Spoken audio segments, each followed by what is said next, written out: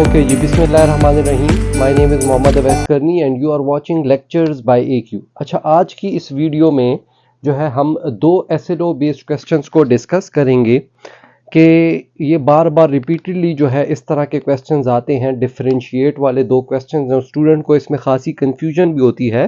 तो पहला जो क्वेश्चन है that is differentiate between molecule and compound. So we are going to discuss that one के molecule और कंपाउंड में स्टूडेंट्स को खासी कंफ्यूजन रहती है कि क्या इन दोनों में मेन डिफरेंस क्या है। मॉलिक्यूल और कंपाउंड में अक्सर जब पूछा जाए तो स्टूडेंट कंफ्यूज हो जाते हैं कि इन दोनों का हम मेन डिफरेंस क्या बताएं। और नंबर 2 जो क्वेश्चन है that is differentiate between mixture and compound. तो इस क्वेश्चन में भी खासी कंफ्यूजन रहती है और ये दोनों ऐसे क्वेश्चन हैं जो कि रिपीटेडली आ सकते हैं। डिफरेंशिएट वाले क्वेश्चन में जो है खासे इंपॉर्टेंट है, तो इन दोनों क्वेश्चंस को अभी हम डिस्कस करेंगे। सो फर्स्ट ऑफ ऑल हम जरा पहले क्वेश्चन को डिस्कस करते हैं कि differentiate between molecule and compound. तो इस क्वेश्चन को जरा डिस्कस करते हैं कि differentiate between molecule and compound. तो मॉलिक्यूल और कंपाउंड में जो स्टूडेंट को कंफ्यूजन रहती है वो सबसे पहले जो गलती करते हैं वो मॉलिक्यूल की डेफिनेशन में गलती करते हैं। इधर मैं जरा आप लोगों को लिखता हूं कि स्टूडेंट्स मॉलिक्यूल की जो डेफिनेशन करते हैं वो किस तरह से करते हैं। तो वो कहते हैं कि when two or more atoms or element, we can say atoms combine chemically, this is known as molecule. This is known as molecule. तो ये जो सबसे बड़ी मेन गलती करते हैं मॉलिक्यूल की डेफिनेशन लिखने में कि when two or more than two atoms combine chemically, तो ये वो सबसे पहले बड़ी गलती करते हैं इसकी डेफिनेशन में। हालांकि ऐसा बिल्कुल नहीं है, क्योंकि मॉलिक्यूल में हम जब देखते हैं so we are having a noble gases. हमारे पास जो ग्रुप 8 के एलिमेंट हैं noble gases, that is the group 8 elements. तो हमारे पास जो ग्रुप 8 के एलिमेंट्स हैं बिकॉज दे आर स्टेबल, तो वो जो है हमारे पास क्या है, वो हमारे पास मॉलिक्यूल्स की कैटेगरी में आते हैं। ऑल्दो के दे आर सिंगल एटम्स। इधर मैं लिख लेता हूं कौन कौन से हैं, like helium, like neon, like argon, like krypton and xenon. All these are included in the category of an atom, of a molecule. और ये तमाम के तमाम क्या हैं, तो ये तमाम के तमाम हमारे पास सिंगल एटम्स हैं। तो ये तो किसी एटम की कॉम्बिनेशन से नहीं बन रहे। तो फिर हम क्यों कहते हैं कि when two or more atoms combine chemically they form a molecule। तो इस वजह से ये डेफिनेशन जो है मॉलिक्यूल की गलत आती है, बिकॉज ग्रुप 8 के जो एलिमेंट है वो किसी की कॉम्बिनेशन से नहीं बने and still they are molecule and they are known as mono atomic molecule. तो ये ऐसे मॉलिक्यूल हैं जो कि सिंगल एटम से बने हुए हैं। दैट इज वाई इस डेफिनेशन को हम जो है वो रॉन्ग कंसिडर करते हैं। तो मेन अब इसकी क्या डेफिनेशन होगी, किस तरह इसको एक्सप्लेन करेंगे। तो हम कहते हैं the smallest particle of an element or a compound which can exist independently। तो डेफिनेशन जो मेन है, कोई भी एटम, कोई भी ऐसा एलिमेंट जो कि इंडिपेंडेंटली एग्जिस्ट कर सकता हो उसको हम कहते हैं मॉलिक्यूल। तो अब अकॉर्डिंग टू दैट डेफिनेशन ये एलिमेंट्स हमारे पास मॉलिक्यूल की कैटेगरी में इजीली क्लासिफाई हो सकते हैं कि ऐसे एलिमेंट, ऐसे पार्टिकल्स किसी भी कंपाउंड के या सिंगल जो एटॉमिक फॉर्म में एग्जिस्ट कर रहे हो, जब वो इंडिपेंडेंटली एग्जिस्ट करें तो उनको मॉलिक्यूल कहते हैं। और इंडिपेंडेंटली एग्जिस्ट क्यों करेंगे, because they are stable, their last group, their last shell is complete। तो that is why ये हमारे पास मॉलिक्यूल्स हैं। तो मॉलिक्यूल्स दो से ज्यादा एटम से भी बन सकते हैं, बट मॉलिक्यूल की बेसिक जो डेफिनेशन है वो हम इस तरह से नहीं करेंगे, क्योंकि हमारे पास कुछ एक्सेप्शन है, कुछ एटॉमिक फॉर्म में भी मॉलिक्यूल मौजूद है। तो उसके लिए हम कहते हैं the smallest particle of an element. ये एलिमेंट के या किसी भी कंपाउंड के हमारे पास सब यूनिट हैं, सब एटॉमिक पार्टिकल हैं जो कि इंडिपेंडेंटली एग्जिस्ट करते हैं, that is known as molecule. Compound को कैसे डिफाइन करते हैं, तो कंपाउंड की डेफिनेशन के लिए अब हम कहते हैं व्हेन टू और more than two different elements तो जब भी मॉलिक्यूल बनेगा, अगर तो वो तो पहली बात तो ये है कि वो एटॉमिक फॉर्म में एग्जिस्ट कर सकता है, लेकिन अगर वो कंबाइंड होता है, किसी दो या दो से ज्यादा एटम से बनता है, तो वो सेम एटम्स होंगे।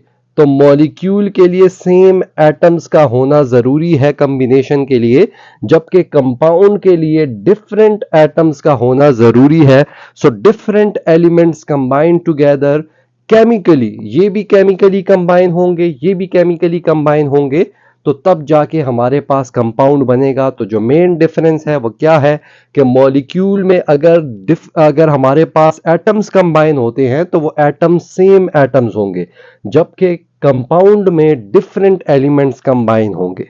अच्छा जी, ये हो गया हमारा पहला पॉइंट डेफिनेशन का। तो डिफरेंशिएट वाला क्वेश्चन जब भी आए तो पहली बात तो उसके अटेम्प्ट करने का तरीका है कि आपने मॉलिक्यूल और कंपाउंड को जो है उसमें दरमियान में लाइन लगा देनी है। तो ये डिफरेंशिएट का सबसे बेस्ट क्वेश्चन अटेम्प्ट का तरीका होता है। और पहली जो चीज आपने लिखनी है तो वो आपने इसकी डेफिनेशन लिखनी है। क्लियर? फिर आपने नेक्स्ट पॉइंट लिखने हैं और एंड पे आपने एग्जांपल्स भी देनी है। Now the second point, it can B homonuclear और हेट्रोन्यूक्लियर मॉलिक्यूल। मॉलिक्यूल होमोन्यूक्लियर भी हो सकते हैं और हेट्रोन्यूक्लियर भी हो सकते हैं। होमोन्यूक्लियर मींस सेम एटम्स के न्यूक्लियाई कंबाइन होंगे, तो तब जाके हमारे पास होमोन्यूक्लियर बनेगा, like H2Cl2, these are homonuclear molecule. तो ऐसे मॉलिक्यूल जिनमें हमारे पास सेम एटम्स कंबाइन हो तो उनको हम कहते हैं होमोन्यूक्लियर, क्योंकि उनके न्यूक्लियाई आपस में फ्यूज होंगे, तो वो जाके फिर जो है वो कंबाइन होके उनके अंदर जो है वो शेयरिंग होगी। तो ऐसे मॉलिक्यूल्स को हम कहते हैं होमोन्यूक्लियर।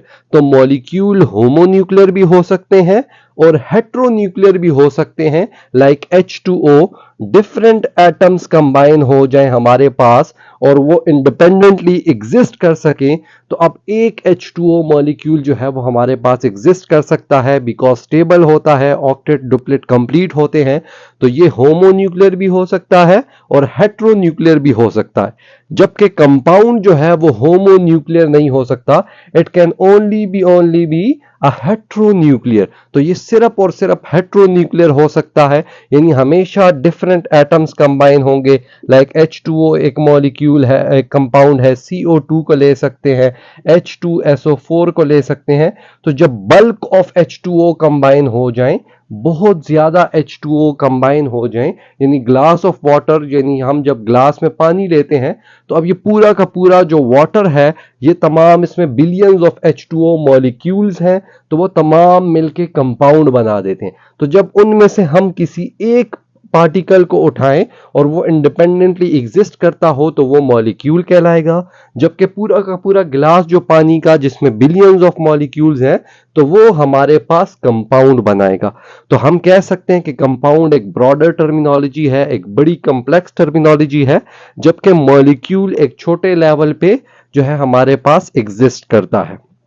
तो कंपाउंड हमेशा हेट्रोन्यूक्लियर होगा, it means different atoms combine होंगे। कभी भी आप H2 को जो है वो कंपाउंड नहीं कह सकते, आप H2 को कंपाउंड नहीं कह सकते हैं। क्लियर? तो H2 जो है वो कभी भी कंपाउंड फॉर्म में एग्जिस्ट नहीं कर सकता। इसलिए इधर मैंने एक पॉइंट लिखा है नोट की सूरत में, आप लोग भी अपने साथ इसको नोट कर लें कि आप लोग ये पॉइंट लिखेंगे कि ऑल कंपाउंड्स आर मॉलिक्यूल। जितने भी कंपाउंड्स हैं, चूंकि कंपाउंड एक बड़ी कॉम्प्लेक्स टर्मिनोलॉजी है, तो कंपाउंड्स को हम मॉलिक्यूल कह सकते हैं, क्योंकि कंपाउंड के अंदर छोटे छोटे जो पार्टिकल्स हैं तो वो मॉलिक्यूल्स के हैं। But not all molecules are compound. लेकिन मॉलिक्यूल को आप कंपाउंड नहीं कह सकते। तो कंपाउंड एक ब्रॉडर टर्मिनोलॉजी है, कंपाउंड के अंदर मॉलिक्यूल मौजूद है, जबकि मॉलिक्यूल में कंपाउंड नहीं हो सकता। So all compounds are molecule but not all molecules are compound. तो ये आप अपने साथ एक एक्स्ट्रा पॉइंट नोट कर सकते हैं। ओके जी, थर्ड पॉइंट की तरफ आते हैं कि क्या डिफरेंस है मॉलिक्यूल और कंपाउंड में। तो जैसे अभी मैंने बताया कि मॉलिक्यूल एक स्मॉलर लेवल पे है, तो इस वजह से molecule can not be seen with naked eye as they are atomic level, छोटे लेवल पे होते हैं तो मॉलिक्यूल हमें दिखाई नहीं देते। लाइक मैंने अभी बताया कि आप एक ग्लास ऑफ वाटर ले लें तो जो पूरा का पूरा ग्लास जो पानी आपको नजर आ रहा है दैट इज कंपाउंड, लेकिन अगर आप कहें कि इसमें मुझे एक मॉलिक्यूल H2O का नजर आ जाए तो वो नजर नहीं आता बिकॉज वो एटॉमिक लेवल पे है, तो वो मॉलिक्यूल नजर नहीं आता, जबकि पूरा का पूरा कंपाउंड नजर आता है। तो molecule can not be seen with naked eye, जबकि compound can be seen with the naked eye, it can be seen. तो ये हमें नजर नहीं आते मॉलिक्यूल बिकॉज स्मॉलर लेवल पे होते हैं, एटॉमिक लेवल पे होते हैं, जबकि कंपाउंड एक ब्रॉडर टर्मिनोलॉजी है, एक कॉम्प्लेक्स टर्मिनोलॉजी है। तो कंपाउंड जो है वो हमें नजर आते हैं, आम आंख से हम देख सकते हैं।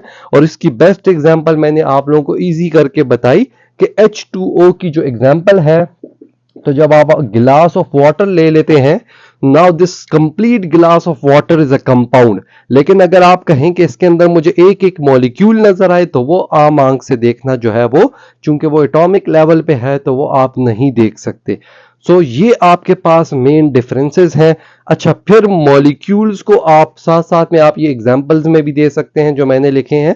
फिर आप जो है मॉलिक्यूल्स को क्लासिफाई करते हैं, तो मॉलिक्यूल्स के फिर आपके पास जो है वो डिफरेंट टाइप्स हैं। तो वो मैं आप लोगों को बता देता हूं कि मॉलिक्यूल को हम मजीद क्लासिफाई कर सकते हैं। मॉलिक्यूल्स को हम किन किन टाइप्स में डिस्कस कर सकते हैं, तो वो हमारे पास मॉलिक्यूल्स की कुछ टाइप्स हैं, वो मैं इधर ऊपर लिख देता हूं। मॉलिक्यूल जो है वो हमारे पास मोनो एटॉमिक मॉलिक्यूल होता है एक किस्म का, जिनको हमने डिस्कस किया, मोनो एटॉमिक मॉलिक्यूल यानी ऐसे मॉलिक्यूल जो कि सिंगल एटम से बने होते हैं। दूसरा डाई एटॉमिक मॉलिक्यूल भी हो सकते हैं, di means two, di atomic molecule and atomic means atom, so di atomic molecule भी हो सकते हैं।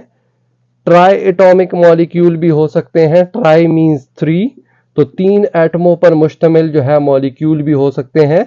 और number 4 that is poly atomic molecule, तो पॉली एटॉमिक मॉलिक्यूल भी हमारे पास हो सकते हैं। तो अभी जरा हम इन पे एक एक एग्जांपल को भी डिस्कस करते हैं कि ये कैसे पॉली एटॉमिक, मोनो एटॉमिक और डाई एटॉमिक मॉलिक्यूल जो है वो हमारे पास एग्जिस्ट करते हैं।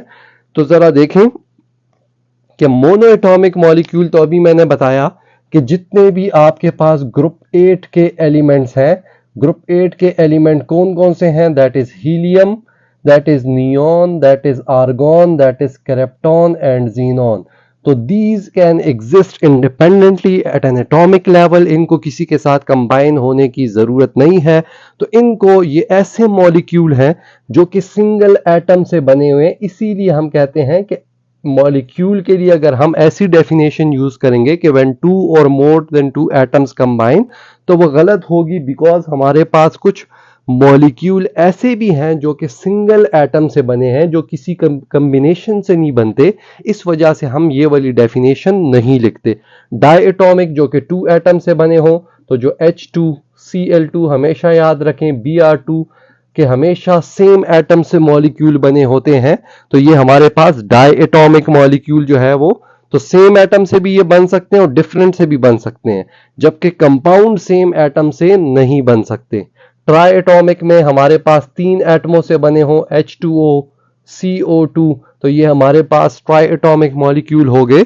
और पॉली एटॉमिक मॉलिक्यूल में C6H12O6 ग्लूकोज, इसी तरह H2SO4 सल्फ्यूरिक एसिड, तो ये तमाम ऐसे मॉलिक्यूल्स हैं जिसमें ज्यादा एटम्स मौजूद हैं। Poly means many and atomic means atom, so ज्यादा एटम्स मौजूद हों तो उसको हम कहते हैं poly atomic molecule. Mono means one, तो जब एक एटम मौजूद हो और वो स्टेबल हो तो उसको हम कहते हैं mono atomic molecule and that is group 8 element.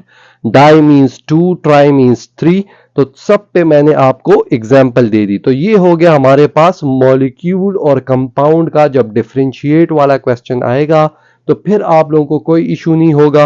Presentation का मैंने तरीका भी बता दिया कि आप बीच में लाइन ड्रॉ करें, पहला पॉइंट डेफिनेशन का होगा, फिर आप पॉइंट्स दें, एंड पे आप एक दो एग्जांपल्स दें और मॉलिक्यूल में आप उसकी टाइप्स को भी एक्सप्लेन कर सकते हैं। Clear? So this was all about molecule and compound. Okay, so the next question is differentiate between compound and mixture. तो ये भी काफ़ी जो है वो एग्जामिनर बार बार पूछता है ये क्वेश्चन। ये डिफरेंशिएट वाले क्वेश्चन काफ़ी इंपॉर्टेंट होते हैं और ये पेपर में इसके आने के चांसेस ज़्यादा होते हैं। तो द नेक्स्ट क्वेश्चन इज के differentiate between compound and mixture, दोनों में क्या डिफरेंस है। तो सबसे पहले मैंने अभी बताया कि आप डिफरेंशिएट वाले क्वेश्चन में सबसे पहला काम करेंगे कि उसकी डेफिनेशन लिखेंगे, दोनों साइड्स पे आप उसकी डेफिनेशन लिखेंगे। तो कंपाउंड की डेफिनेशन क्या है कि व्हेन टू और more than two elements combined together chemically.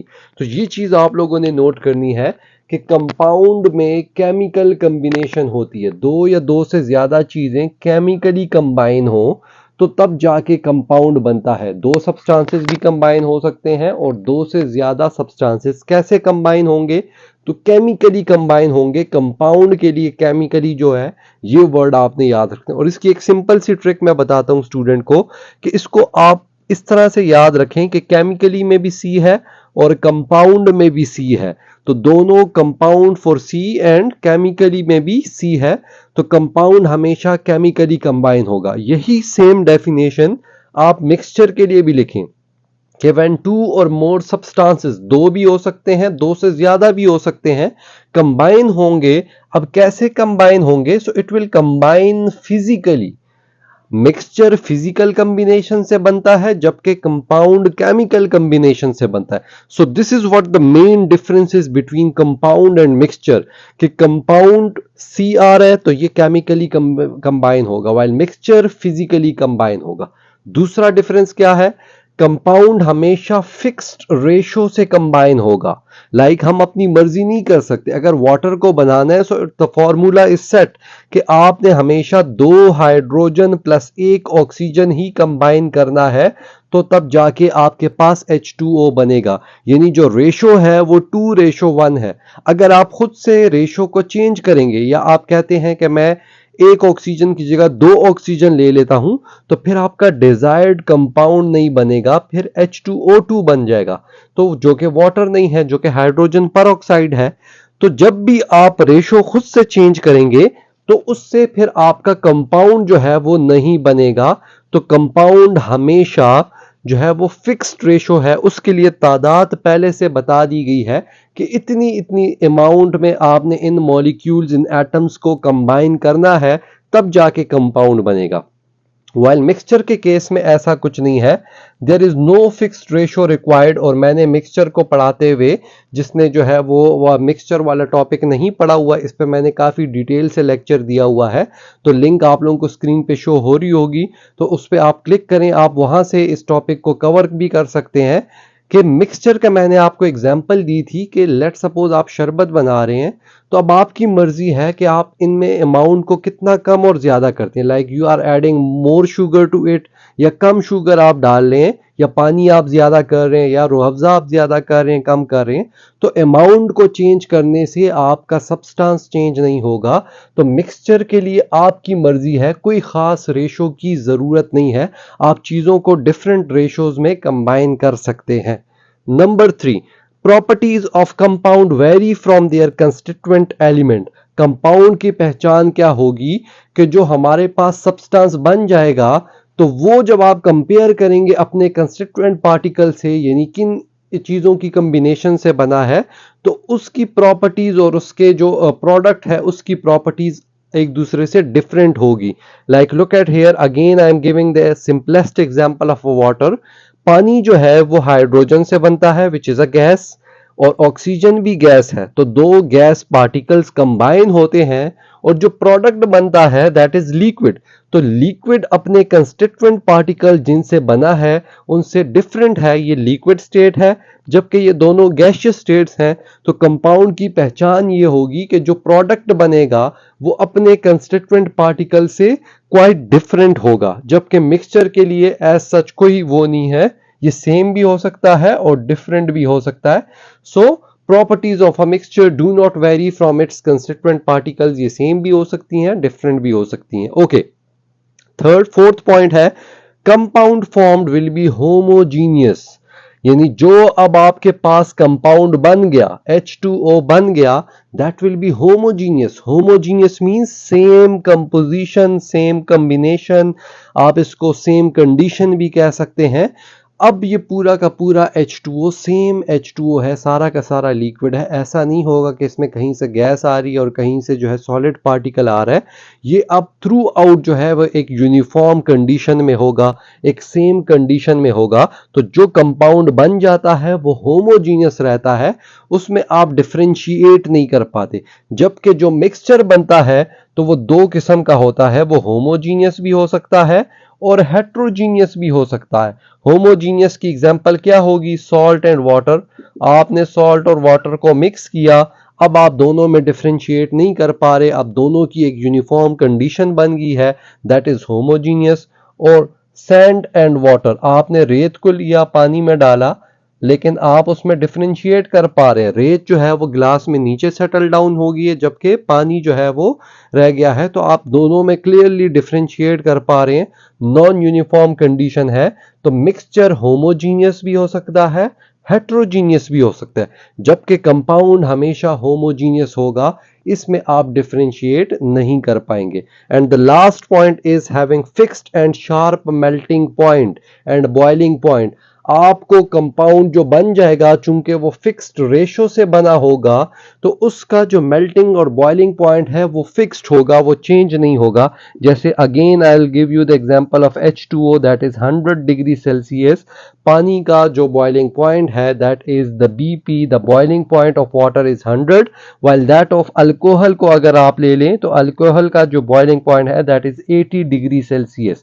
तो देखें, जो कंपाउंड होता है उसका जो बॉइलिंग पॉइंट होता है वो हमेशा फिक्स्ड होता है, एक शार्प मेल्टिंग पॉइंट होता है, क्योंकि उसमें पार्टिकल तमाम होमोजीनियस होते हैं, सेम होते हैं, कोई उसमें नॉन होमोजेनिटी नहीं होती है.